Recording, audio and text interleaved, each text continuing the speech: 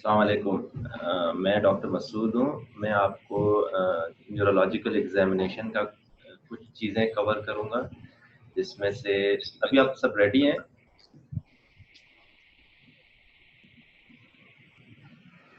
Yes, sir.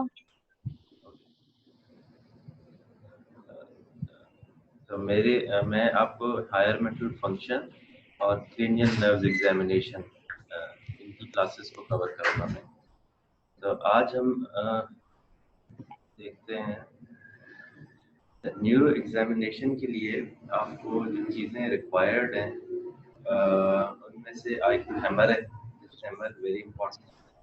दूसरा आपके पास एक जो है पिन होनी चाहिए, आप सेंसेशन चेक करेंगे। आपके पास कॉटन होनी चाहिए और कॉटन स्वाब होना चाहिए, जिससे आप लाइट टच चेक करते हैं। टंग डिप्रेसर और एग्जामिनेशन ऑफ माउथ और इंच टेप। तो 1 2 3 4 चीजें आपके पास लाजमी होनी चाहिए। तो ओवरऑल न्यूरो एग्जाम जो है it's a very lengthy exam. It is divided into 7 categories. So number 1 is mental status, number 2 cranial nerves, motor system, reflexes, sensory system, coordination, station and gait. So I will be covering this mental status and cranial nerves. I hope Dr. Akbar has completed this motor system and sensory system as well.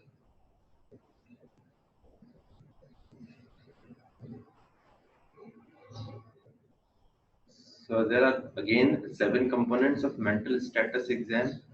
We call it higher mental functions. So in higher mental function examination, we see the level of consciousness of patient. Is the patient attentive or not?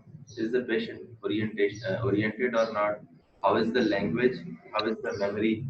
And how is the higher intellectual function or mood and affect? So we usually check 3 things, that is level of consciousness, orientation and language. These are important things, must be checked in every patient. Other than this, attention, memory, higher intellectual function, mood and affect are checked only in particular patients, like in dementia or elderly patients, or the patient if the patient is seen to be depressive. So, what are the levels of consciousness? Uh, there are four levels. One is awake, other one is drowsy, third is stuporous, and fourth is comatose. So this is very little difference, but you should know the basic differences between these four. So whenever you go to patient for examination, you obviously see if the patient is awake or is sleepy or what. So if the patient is awake and seeing you, that is patient is awake and attentive. If the patient is sleepy and you try to rise him up, you call his name. If he's not responding, you do pain stimulation. You cause the pain or at the chest, and if it's still not arousable, then you give deep pain in the nail bed. तो इसमें ये है कि अगर वो easily arouse हो जाता है and he starts following your commands, then patient is called he's drowsy but arousable. But if patient is not is arousable but goes back to sleep within few seconds, आपकी कोई command उसने patient ने follow नहीं की, आपने pen दिया patient को, patient ने उठा, देखा, few words बोले से ज्यादा और फिर दोबारा सो गया, that condition is called stuporous. और जो पेशेंट है अगर पेन पे कोई रिस्पॉन्स ना आए और लेकिन उनके ब्रेन स्टेम रिफ्लेक्सेस जो हैं वो इंटैक्ट हो, दैट पेशेंट इज कॉल्ड कोमेटोज. तो ये आप जाते ही पेशेंट के साथ सबसे पहले यही चीज देखते हैं कि पेशेंट अराउजेबल है, ड्राउजी है, स्टुपरस है या फिर कोमेटोज है. इसके बाद होता है ओरिएंटेशन. ओरिएंटेशन में बेसिकली 3 चीजों की ओरिएंटेशन चेक करते हैं. orientation to time, orientation to place, and orientation to person.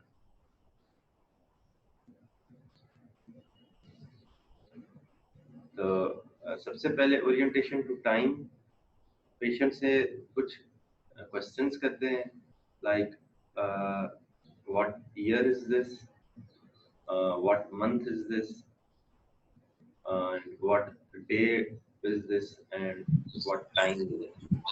तो बेसिकली 5 क्वेश्चंस होते हैं, और इस अगर हम डिटेल्ड ओरिएंटेशन एग्जाम करते हैं तो orientation to time and orientation to place, इसके 5 पॉइंट्स होते हैं, और ओरिएंटेशन टू पर्सन जो है उसके 3 पॉइंट्स होते हैं। तो हम बेसिकली मेजर ऐसे करते हैं कि 5 out of 5, 5 out of 5 and 3 out of 3। तो अगर एक कोई 13 पॉइंट्स हैं तो ही इज वेल ओरिएंटेड, और इसमें अगर एक पॉइंट भी कम है तो ऑब्वियसली इज कंफ्यूज्ड। और इससे में ओरिएंटेशन की लेवल पता चलती है कि हाउ मच पेशेंट, या ओरिएंटेशन की या कंफ्यूजन की। अब ऑब्वियसली अगर ओरिएंटेशन नहीं है तो पेशेंट इज कंफ्यूज, तो कितना कंफ्यूज्ड है वो हमें इस पॉइंट से पता चलेगा। तो अगेन अगर कौन सा साल है, साल का कौन सा सीजन चल रहा है, मतलब सर्दियां हैं, गर्मियां हैं, कौन, ये second question. Third question is which month is it, और फिर डे, और फिर डे का कौन सा टाइम। ऐसे नहीं एग्जैक्ट टाइम बताएं, लेकिन ये है कि सुबह, शाम या रात, ये बता दें। हम यूजुअली ये चीजें चेक करते हैं जब हम हिस्ट्री लेते हैं और पेशेंट, हमें लगता है कि पेशेंट कंफ्यूज्ड है, उनमें हम ये भी, अगर पेशेंट खुद सारी हिस्ट्री बता रहा है और सही से बता रहा है तो इसका मतलब ये है कि उस हिस्ट्री से आपको पता चल जाएगा कि ये पेशेंट इज वेल ओरिएंटेड। उसमें फिर ये चीजें चेक करने की जरूरत नहीं होती है। तो जो पेशेंट आपको हिस्ट्री लेने में कंफ्यूज लगे, या जो हिस्ट्री ना दें और उनके जो अटेंडेंट होते हैं, फैमिली होती है, वो हिस्ट्री दे आपको, तो उस इन पेशेंट्स में आपको ओरिएंटेशन चेक करना जरूरी है। तो दूसरी चीज है ओरिएंटेशन टू प्लेस। तो उसमें भी अगेन 5 क्वेश्चंस है, ईच कैरिंग 1 मार्क। तो ओरिएंटेशन टू टाइम में ये है कि आप सबसे पहले कंट्री, या हम आप रिवर्स भी जा सकते हैं कि कौन सा कौन सी से, मतलब आप कंट्री से स्टार्ट करते हैं, कंट्री, प्रोविंस, सिटी, और सिटी की कौन सी place, for example he is in hospital, और हॉस्पिटल में कौन सा फ्लोर। तो ये अगेन 5 क्वेश्चंस होते हैं। तो आप रिवर्स ऐसे जा सकते हैं कि कौन सा फ्लोर है, क्या जगह है, ये हॉस्पिटल किस शहर में है, प्रोविंस कौन सा है, और कंट्री कौन सा है। तो अब वो आप पे डिपेंड करता है कि आप कैसे पूछते हैं। तो इसके बाद जो है इसमें अगेन 5 पॉइंट्स होते हैं, और फाइनली जो है ओरिएंटेशन टू पर्सन, जो पेशेंट के साथ कोई अटेंडेंट हो उनका नाम पूछें, या आप अपने नाम भी पूछ सकते हैं कि मैं कौन, या जो स्टाफ होता है आपके साथ उनके लिए पूछें कि ये क्या है। मतलब जरूरी नहीं है कि वो एग्जैक्ट नेम बताएं, लेकिन ये है कि आपको, अगर वो कहते हैं कि आप डॉक्टर हैं, या जो स्टाफ है कहते हैं कि नर्स है, तो इसमें भी इज ओरिएंटेड टू पर्सन।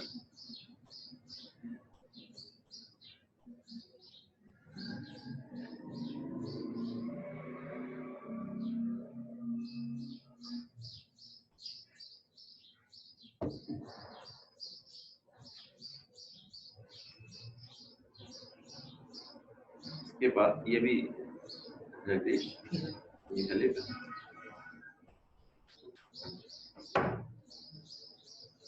उसके बाद है लैंग्वेज। लैंग्वेज में बेसिकली हम असेस करते हैं कि whether the patient is aphasic और इज नॉट एफेजिक। तो एफेजिया के 3 मेजर टाइप्स हैं, that is Wernicke's, Broca's and global aphasia. तो जो वर्निकी है, it's also called sensory aphasia. इसमें पेशेंट जो है ही टॉक्स प्रीटी फ्लुएंटली, लेकिन उसकी अंडरस्टैंडिंग जो है, कॉम्प्रिहेंशन, इट्स नॉट इंटैक्ट। तो अगर आप पेशेंट को कोई कमांड दें तो he will not follow your command. Instead, he will reply something very foolish, क्योंकि उसको समझ में नहीं आता कि क्या बात करनी है और क्या बात हो रही है। अगर आप उनसे नाम पूछेंगे पेशेंट से तो वो कोई और बात बताएगा। क्योंकि वो कम्प्लीटली जो भी आप बोल रहे हैं वो कम्प्लीटली कुछ भी नहीं समझता, और लेकिन उसकी बोलने की जो स्पीड होती है वो नॉर्मल होती है, तो वो वैसे बोलता रहता है। That is called Wernicke's aphasia. इनको अगर पेशेंट पता ना हो और ऐसे कंफ्यूज बातें करे तो इनको पिक करना थोड़ा सा मुश्किल होता है, क्योंकि आप समझते हैं कि पेशेंट कंफ्यूज है या फिर ये पेशेंट जो है साइकोलॉजिकल आपको जवाब सही नहीं दे रहा है। तो इसमें हम जो चेक करते हैं फॉर एफेजिया, एक फ्लुएंसी बहुत इंपॉर्टेंट है और कॉम्प्रिहेंशन। आपने ये दो चीजें पेशेंट के साथ पेशेंट की देखी, तो अब you can differentiate among these three aphasia that are Wernicke's, Broca's and global. तो जो Broca's होता है that is called motor aphasia, that is completely opposite to the Wernicke's aphasia. उसमें ये है कि there is comprehension is intact but patient cannot talk, तो बिल्कुल म्यूट होते हैं। और अगर बोलते भी हैं, जो माइल्ड या मॉडरेट एफेजिया होता है, मोटर एफेजिया, उसमें वर्ड्स सिर्फ वर्ड्स, कोई सेंटेंस नहीं बना पाते हैं। और आप उनको उनसे जो भी बोलेंगे दे विल अंडरस्टैंड एवरीथिंग, लेकिन वो बोल नहीं सकेंगे। फॉर एग्जांपल, आप चेक कैसे करते हैं कि आप उनको कमांड देंगे कि अपना hold your left ear with your right hand, तो वो आप वो फॉलो करेंगे जो जैसे जैसे आपने कमांड दी। पर ये इसको कहते हैं टू स्टेप कमांड। आप सिंगल स्टेप कमांड में हाथ उठा के दिखाएं तो ये सिंगल स्टेप कमांड है। टू स्टेप कमांड तो दो इसमें चीजें हों, और थ्री स्टेप कमांड तो यूजुअली हमें थ्री स्टेप कमांड देनी चाहिए। Hold your left ear with your right hand and stick your tongue out, तो इसमें तीन स्टेप हो जाते हैं। तो ये तीनों फॉलो करेंगे, इससे हमें एग्जैक्ट आइडिया होता है कि कॉम्प्रिहेंशन इंटैक्ट है या नहीं। तो Broca's aphasia में the patient will follow your command, his comprehension is intact but he cannot talk, the words, the fluency is impaired. तो हायर मेंटल फंक्शन में आई गेस ये हम तीन चीजें कवर करेंगे। लेवल ऑफ कॉन्शियसनेस हमने की, orientation and language.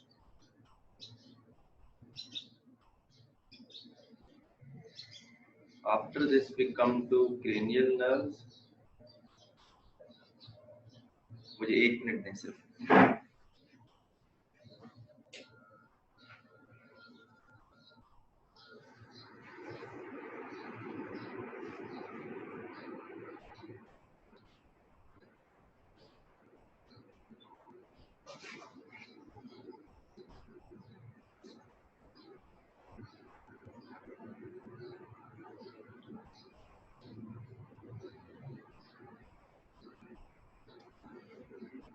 First cranial nerve is olfactory nerve. इसमें obviously smelling sense जो होता है वो चेक करता है।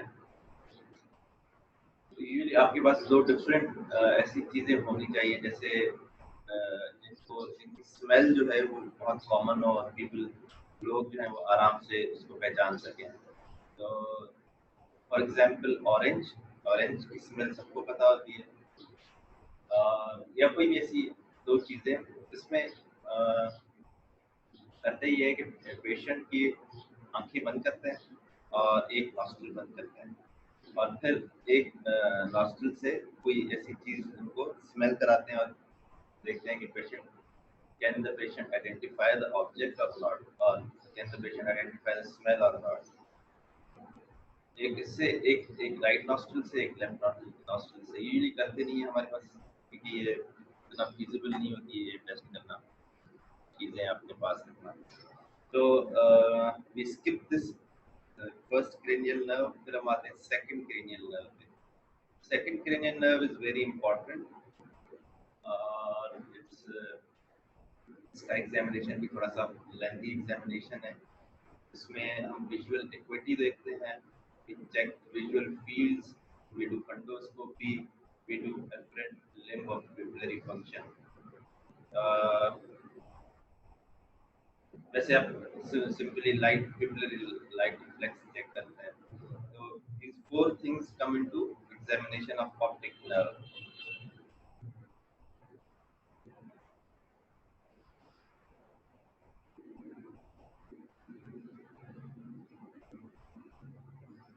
तो विजुअल एक्विटी जो है ये चेक होती है विद स्नेलन चार्ट, और ये स्नेलन चार्ट का एक एग्जांपल है जो कि साइड फिगर में है। ये बेसिकली एक बड़ा चार्ट होता है और ये हम रखते हैं 6 मीटर पे, 6 मीटर, और फिर जो है पेशेंट से कहते हैं कि आप रीड करना स्टार्ट करें, starting from the lower down. तो लोअर वाले जो इसमें होते हैं,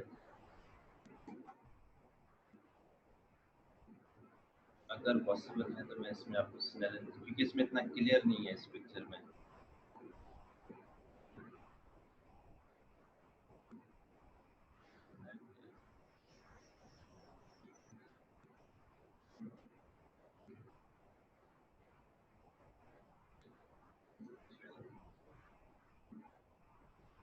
बेसिकली इसमें लेटर्स लिखे होते हैं, साइज जो है वो ग्रेजुअली इंक्रीज होती है जैसे आप ऊपर जाएंगे, और इसमें मार्किंग दी होती है 20x20, 20x25, 20x30 ऐसे करके। तो आप लोअर डाउन सबसे नीचे वाली लाइन से स्टार्ट करेंगे और पेशेंट से बोलेंगे कि इसको रीड करें। अगर पेशेंट ये लोएस्ट जो है वो रीड करता है, इसका मतलब है कि ऊपर जाने की जरूरत नहीं है, सबसे छोटा जो लेटर हो। या फिर आप रिवर्स भी आ सकते हैं कि ऊपर से स्टार्ट करें, जो सबसे बड़ा है वो पढ़ लेता है, फिर सेकंड, फिर थर्ड, फिर फोर्थ, फिर जहाँ तक वो पढ़ सके। जहाँ जो जो जो लाइन नहीं पढ़ सकता उसमें इसकी साइड में मार्किंग होती है कि इसकी विजुअल एक्टिविटी कितनी है।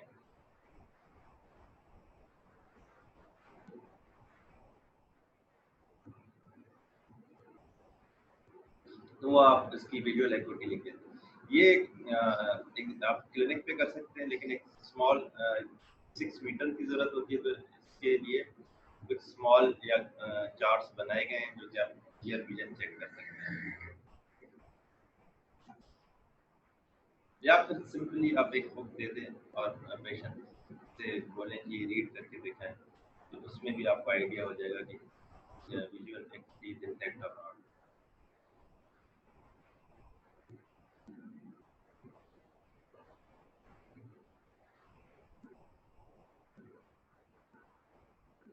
न्यूरो के हवाले से visual fields are more important than the visual activity, तो एवरीथिंग इज इम्पोर्टेंट, लेकिन इसमें विजुअल एक्टिविटी जो है वो ऑब्वियसली पैथोलॉजिस्ट भी चेक करते हैं और उनके पास मशीन्स होती हैं जो एग्जैक्ट आपको विजुअल एक्टिविटी बताते हैं।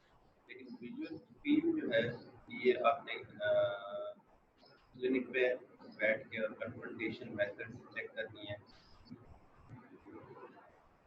इसके लिए विजुअल फील्ड्स की एग्जामिनेशन को समझने के लिए आपको थोड़ा सा आइडिया हो ऑप्टिक नर्व की न्यूरो एनाटॉमी का, और उसी के बाद आपको पता चलेगा कि हम क्या चेक कर रहे हैं और क्यों चेक कर रहे हैं।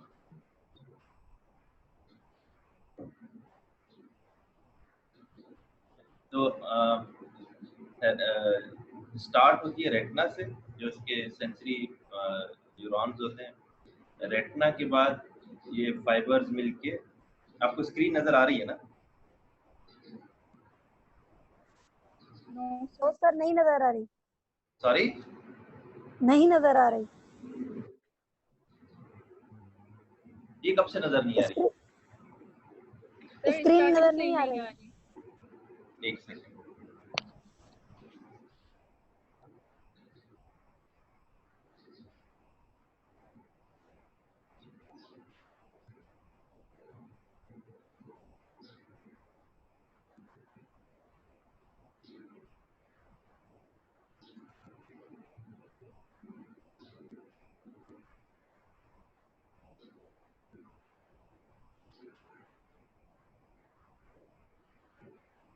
अभी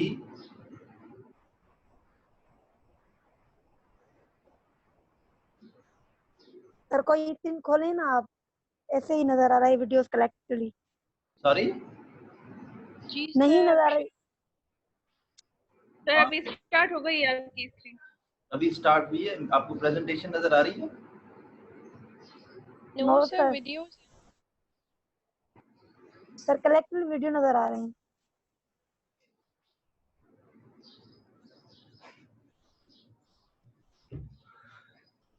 अभी आपको प्रेजेंटेशन नजर आ रही है मेरी? नो सर,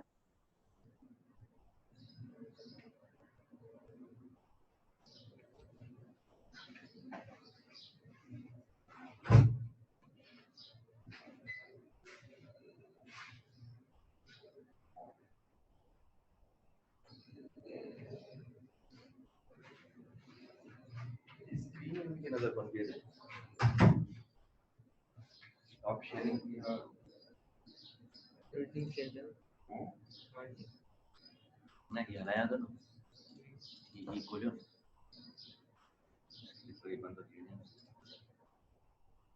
ये तो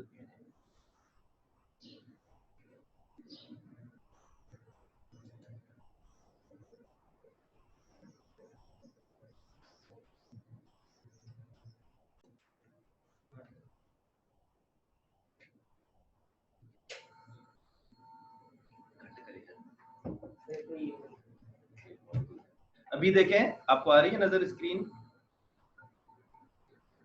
जी सर आ गई अब। ये इतनी देर से मैसेज चल रहा था। ठीक है, वैसे ये प्रेजेंटेशन जो है मैं आपको फॉरवर्ड कर दूंगा, जगदीश को दूंगा मैं, आप देख लीजिएगा सारी अभी तक वैसा। अच्छा, अब ये हम देख रहे हैं neuro anatomy of second cranial nerve या ऑप्टिक नर्व। तो ये स्टार्ट होती है क्रेनियल नर्व रेटिना से, दिस इज रेटिना और ये डिवाइडेड होती है हम वैसे न्यूरो एनाटमी के लिए इसको डिवाइड करते हैं नेजल फाइबर और ये temporal fibre. So red one in the right I R nasal fibres और ये टेम्पोरल फाइबर्स हैं। अब इसमें ये है कि जो टेम्पोरल फाइबर्स हैं ये विजन जो है इनमें आती है ये वाली नेजल वाली, ऐसे ऐसे करके लाइट आएगी और फिर इसको कवर करती है। और जो नेजल फाइबर्स हैं वो विजन जो है वो टेम्पोरल साइड के लेके आते हैं। ठीक है, तो ऑपोजिट जो रेटिना है वो नेजल साइड की retina will cover the vision of opposite side, that is temporal, and same way this temporal fibers of the retina will cover the vision of the medial या nasal side। तो इसके बाद जो है ये fibres बनाते हैं optic nerve, this is optic nerve. और ऑप्टिक नर्व जो है फिर डिवाइड होती है इधर ऑप्टिक कियाज्मा पे, जिसमें जो नेजल फाइबर्स हैं that decussate and go to the opposite side with the opposite side eye temporal fibers। तो और जो नेजल जो टेम्पोरल फाइबर्स जो हैं वो all these remain on the same side. तो ऑप्टिक कियाज्मा के बाद ही होता है कि अगर ये ऑप्टिक ट्रैक जो है इसकी हम एनाटॉमी देखें तो इसमें एक तो राइट आई के टेम्पोरल फाइबर्स हैं और ऑपोजिट आई के नेजल फाइबर्स हैं। तो जो जैसे ऑप्टिक ट्रैक के बाद दोनों इन्वॉल्व हो जाती हैं, दोनों नर्व, एक के टेम्पोरल फाइबर्स होंगे और दूसरी की नेजल फाइबर्स होंगे। तो इससे हमें ये है कि एग्जामिनेशन से हमें लोकलाइज हो जाता है कि ये प्रॉब्लम है कहाँ। तो ये जो ट्रेंड है कि nasal and temporal fibres of opposite eye, ये फिर चलते हैं एंड तक, ऑक्सीपिटल तक। ऑक्सीपिटल लोब में फाइबर्स ये एंड होते हैं और वहाँ विजन का कॉर्टेक्स होता है जहाँ पे सारी इंफॉर्मेशन जो है वो पहुँचती है। और तो इधर भी जो जिसको कहते हैं कि location of fibres is same.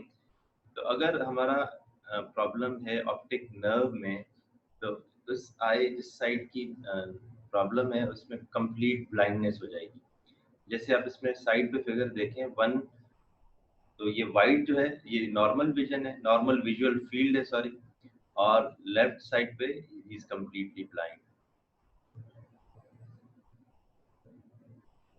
Sorry right side.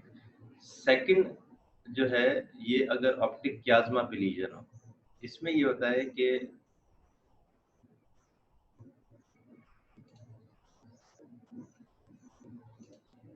Optic कियाज्मा पे अगर लीजन है तो आप ये होता है कि जो दोनों आईज के नेजल फाइबर्स यहाँ क्रॉस करते हैं, क्रॉस ओवर, तो नेजल फाइबर्स कवर ऑपोजिट जो है टेम्पोरल, तो इसके दोनों जो है वो टेम्पोरल बाइपोलर हेमियोनोपिया कहते हैं कि इसमें दोनों आईज के टेम्पोरल विजन चली जाती है, that is specific to optic chiasma lesion. तो ऑप्टिक कियाज्मा के नीचे क्या होता है, पिट्यूटरी ग्लैंड, उसके ऊपर जो है ये क्रॉसिंग हो रही होती है।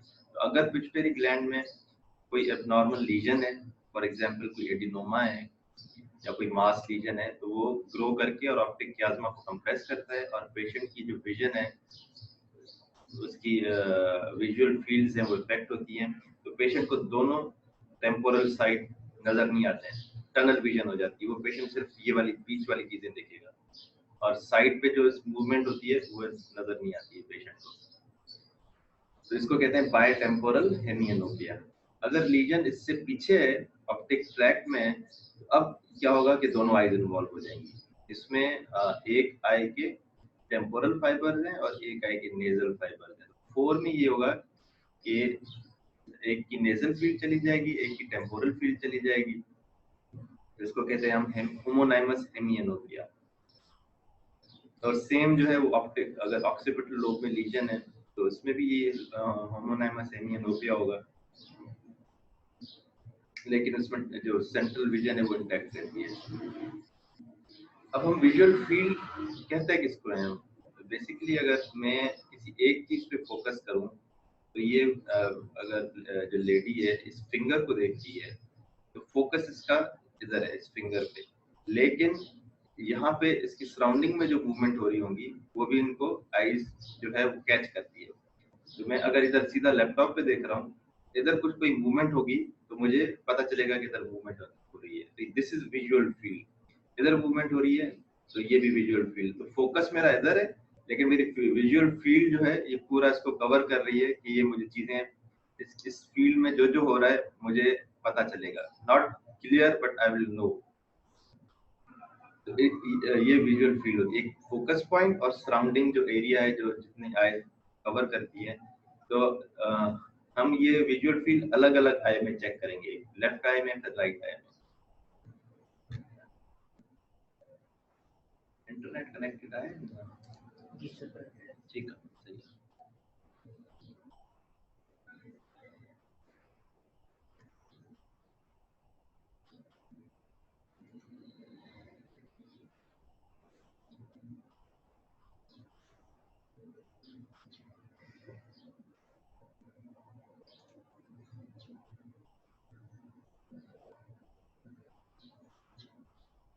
मैं एक वीडियो शेयर करना चाह रहा हूँ आपसे इस एग्जामिनेशन की वजह से। ये वीडियोस जो हैं वो YouTube पे अवेलेबल हैं मैक्लॉइड की।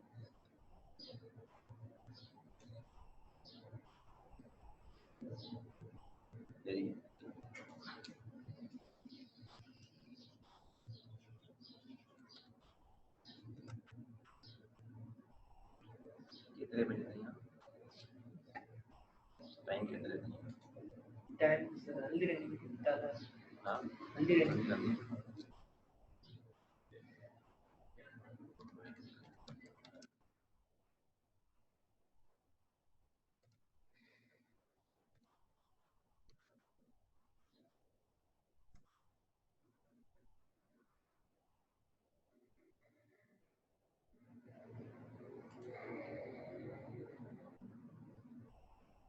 You know what it feels like. You've been studying hard in med school, but it's your classmate who keeps getting high scores. Listen.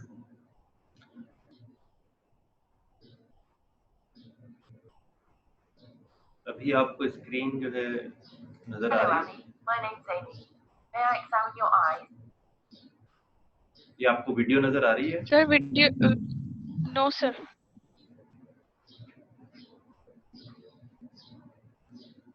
देखिए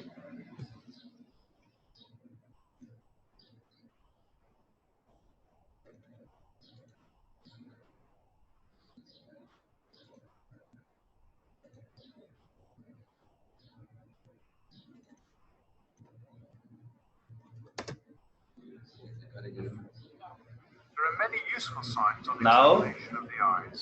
An exhaustive list is in the book. जी sir आ रही है अभी. Yes sir. Consider the parts of the eye in turn. Look for proptosis or forward bulging of the eyeball from above. Now, we test visual acuity. Do you wear glasses? No. Ask the patient to use their distance glasses if they use them. Please cover your right eye. Ensure good ambient lighting.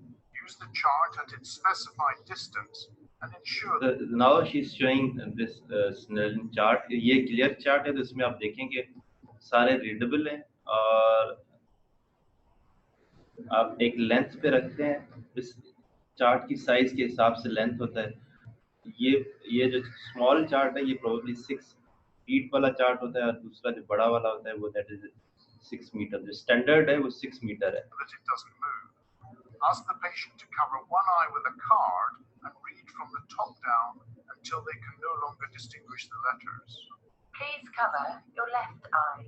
If the patient cannot read down to the bottom line, use a pinhole.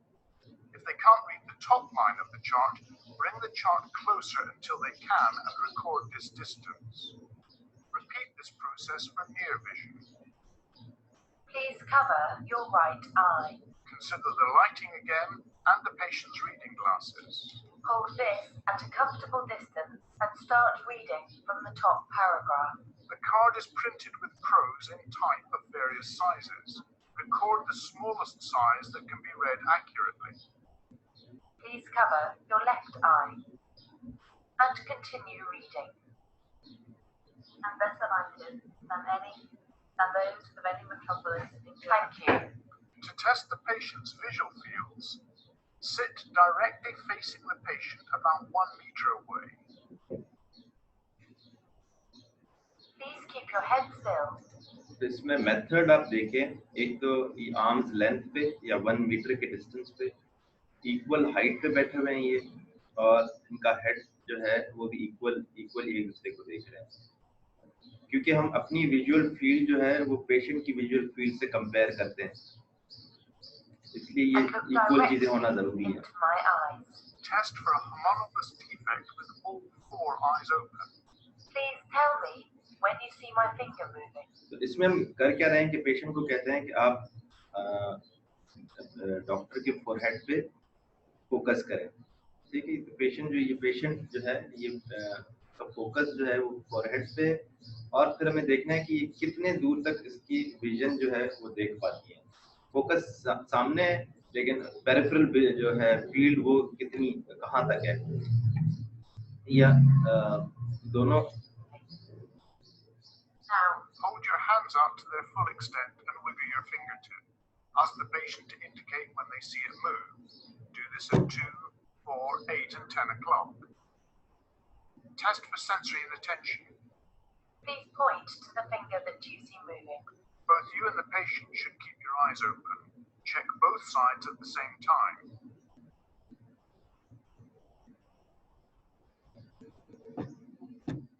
Please cover your right eye. पहले हमने दोनों eyes को एक साथ देखा One eye at a time. और फिर Please जो look है directly at my eye. The patient एक covers eye one का eye and you shut your opposite eye. Please tell me when you see my finger moving. Now, Test each quadrant separately and compare your visual field with the patient's. You need to be seated close together so that you can hold your finger in an equivalent position for both your and the patient's eye. please cover your left eye. Please look directly at my eye and tell me when. Start with your finger in the periphery out of view and wiggle the tip. Bring your wiggling finger along the diagonal towards the center of vision. The patient should indicate as soon as they see it moving. Now. Now. Now. Next, we test the central visual field using a red hat pin.